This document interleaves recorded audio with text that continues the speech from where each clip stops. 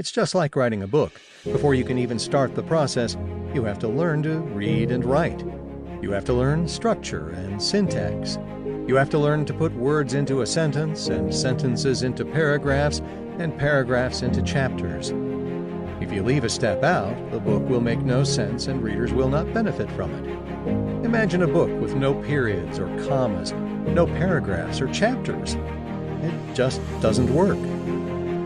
In the same way, each principle and its accompanying affirmations are key components to creating a successful and happy life. Your life. No one else can create your goals, build your dreams, and determine your future. Motivational philosopher Jim Rohn put it this way: you can't hire someone else to do your push-ups for you. Whether you're exercising, setting goals, meditating, studying, or even sleeping, some things you just have to do for yourself to get any benefit from them. And like the principles I teach in this book and the affirmations you will use to instill those principles and their benefits in your consciousness, if you'll simply make a commitment to applying them week after week and stick with it, you'll reap extraordinary rewards. 40 years of living these principles and affirmations prove that they work. Albert Einstein once said, "The world as we have created it is a process of our thinking.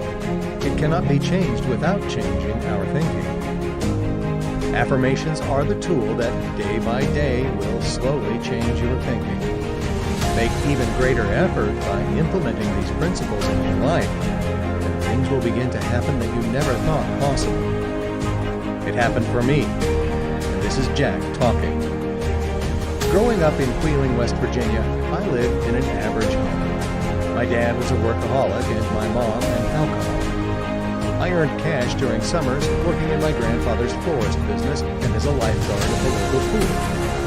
I made it through Harvard University on a partial scholarship, serving breakfast at the campus dining commons to pay for books, clothes, and dates. During my last year of graduate school, I got a part-time teaching job that paid $120 every 2 weeks. That had to cover my rent and other expenses. To say that I was often broke would be an understatement. When money was tight, I survived on what I called my 21-cent dinners: a can of tomato paste, garlic salt, water, and a box of spaghetti noodles. I was living on a very low rung of the economic ladder. How I made it to graduation is anybody's guess. But sometime later, after I had started my career as a high school teacher on the south side of Chicago, I was offered a job at a unique foundation where I would be teaching others the principles espoused by its self-made millionaire.